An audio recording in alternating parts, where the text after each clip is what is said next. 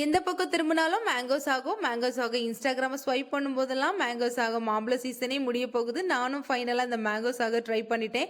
1 cup பால நல்லா heat பண்ணிட்டு, அகரக 4 spoon சர்க்கரை சேர்த்து 2 மணி நேரம் ஃப்ரிட்ஜ்ல செட் பண்ண வச்சுட்டேன்.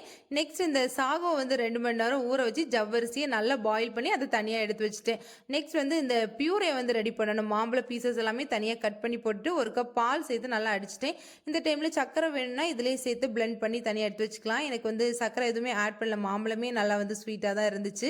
இப்போ ஜெல்லி சூப்பரா ரெடி ஆயிடுச்சு. அதையும் கட் பண்ணி பீஸ் போட்டு தனியா மேங்கோ எடுத்து சாகோ வச்சுட்டேன். பண்றதுக்கு ஒரு பவுல்ல கட் பண்ண மேங்கோ பீஸ் ஜெல்லி கொஞ்சம் தாராளமா ஆட் பண்ணி 4, 5 ஸ்பூன் சாகோ கிரைண்ட் பண்ணி வச்சிருக்க பியூரே எல்லாம் சேர்த்து கலந்துட்டு அந்த சாகோ சூப்பரா ரெடி ஆயிரும். 4, 5 ஐஸ் கியூப் சேர்த்து குடிச்சா இன்னுமே சில்லுன்னு சாப்பிட ரொம்ப டேஸ்ட் நல்லா இருக்கும். இன்னும் தேவைன்னா நம்ம கண்டென்ஸ் மில்க் கூட ஆட் பண்ணிக்கலாம். என்னோட மேங்கோஸ் ஸ்வீட்னஸ் ரொம்ப நல்லா இருந்தனால நான் சர்க்கரையோ கண்டென்ஸ் மில்க் எதுவுமே ஆட் பண்ணல. அவ்வளவுதான். இனி நெக்ஸ்ட் வீடியோல பார்ப்போம். பாய்.